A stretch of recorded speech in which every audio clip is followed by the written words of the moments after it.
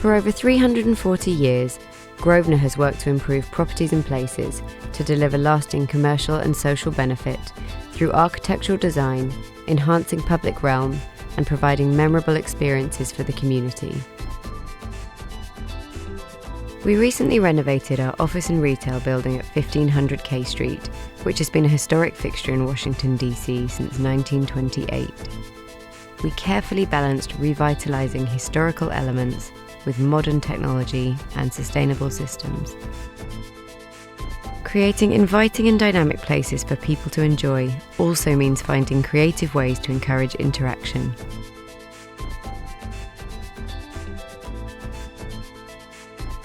One way we try to do this is by making art more accessible in our community. The pandemic has limited our ability to access art, so we created an exhibition space at 1500K where we are featuring the works of Pakin Pen. I grew up in Cambodia. I was born in 1953.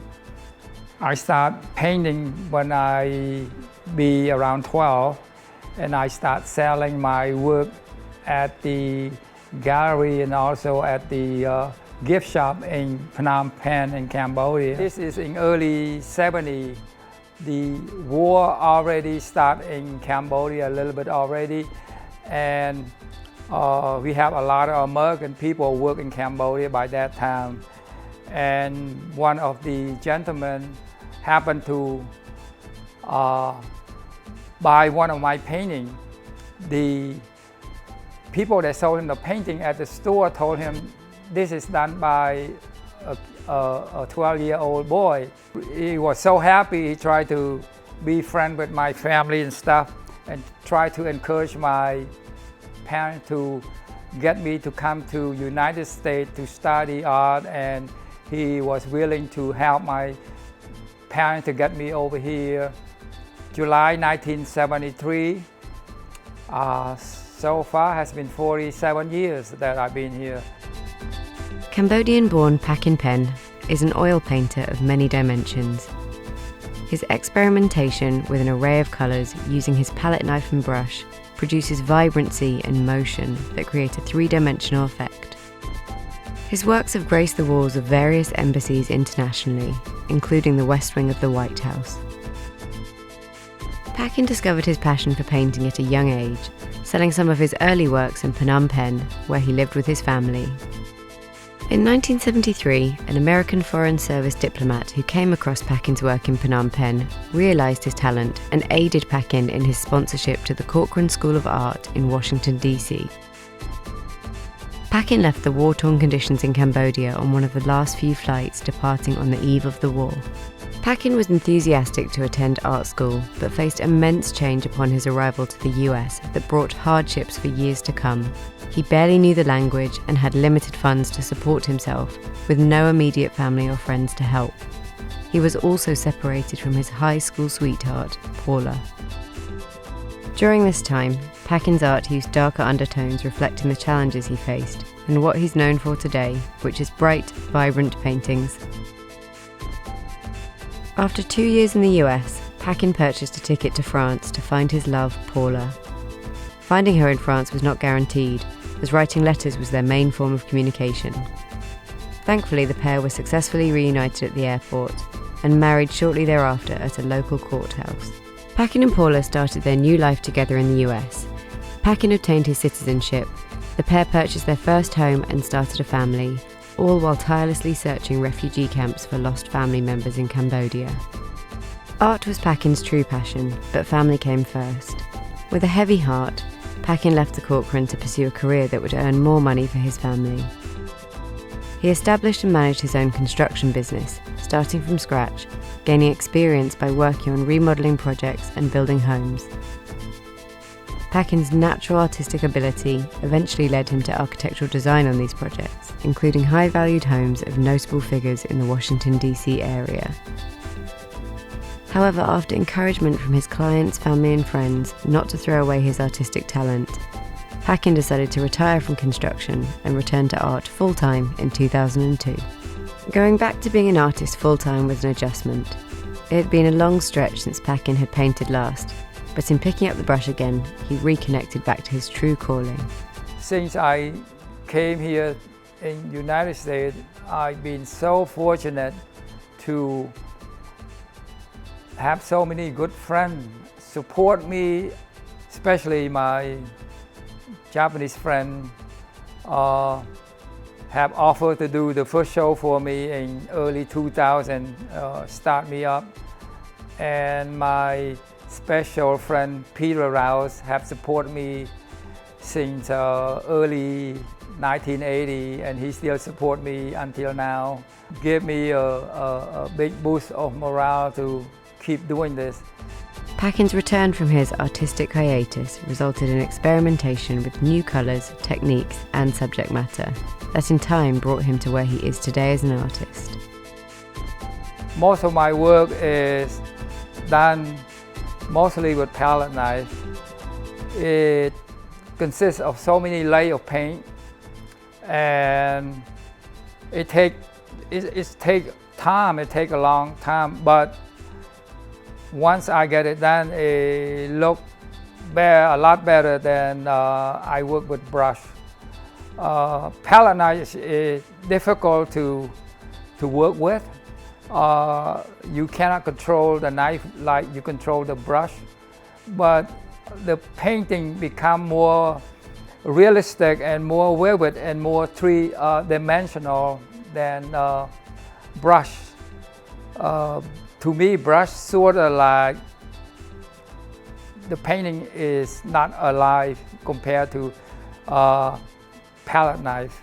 I enjoy so much to work with palette knife every day. I guess this is the way I'm gonna continue to paint the rest of my life. It burns a lot of paint. It just takes so much time, but the result is just incredible. It's difficult to work with palette knife, so most of the time I tend to pick up my brush, go back to my brush because it's faster and it's easier. Many times I have to stop myself, don't use the brush, you have to stick with palette knife. I fought with myself all the time, so you just don't rush. I'm just gonna stick with palette knife until I cannot paint anymore. Some of Paquin's notable accomplishments include presenting his painting Chicago Skyline to President Obama at the White House, and being commissioned to paint portraits of President Obama, and then the first Iranian female space explorer, Anousheh Ansari, for the Colorado Springs Space Museum. Summer 2009, I got honored to get to meet President Obama at the White House. It's such a great honor to meet him and show him some of my painting. So I loaned the White House 3 paintings. I was very honored to get a chance to have my painting displayed at the White House for the whole 8 years. My last trip, I was excited to find out that we still have the beautiful red-crowned crane. I spent so much time trying to capture those birds and put in my painting.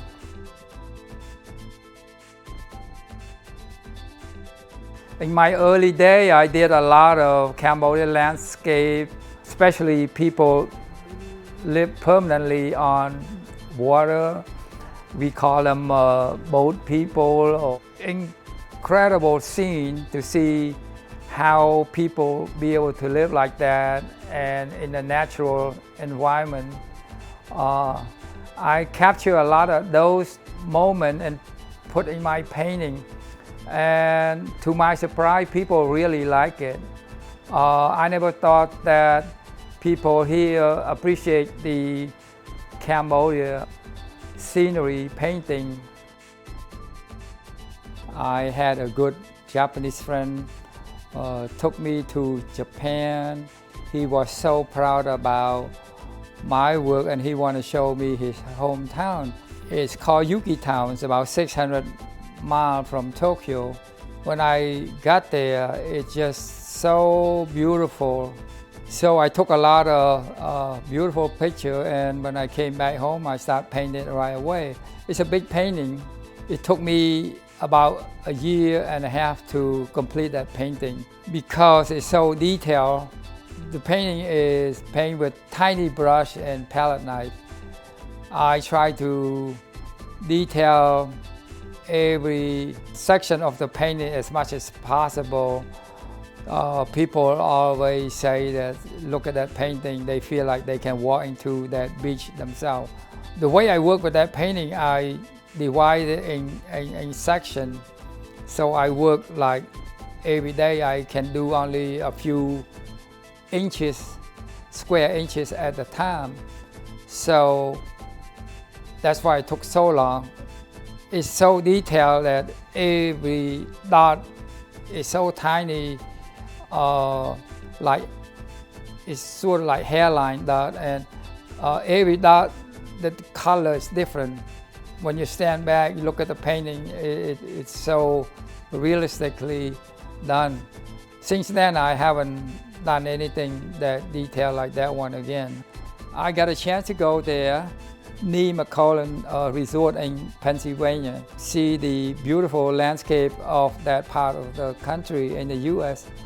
It's amazingly beautiful. I did the local farm, the cow on the field, and in the fall season is very beautiful. I love the scenery in Cambodia so much. A few years ago, I traveled to one part of the country that has a lot of lotus pond, and I got to meet this young family.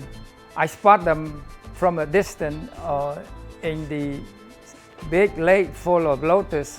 It was incredible. Take me several days to make friends with them, and they allow me to meet their family and be able to follow them to see how they work every day, pick the lotus flower and leaf and take them to the market and sell them. And this is a life of local family and poor people in Cambodia that try to survive in the natural environment that I think is incredible. Things like this is sort of disappear day by day, or in the next few years we probably won't be able to see anything of this stuff anymore. So I'm so happy to be able to capture this moment and put in my painting. It takes a lot of energy to paint something like this. I have to be in such a stage, sort of like out of my body to paint something like this. I was so emotional and try to create this. So it really shows in the painting. I hope people enjoyed it. I'm still studying every day how the sun works on things. So my work mostly involved with sunlight, and I'm trying to capture the best of nature, put in my painting as possible.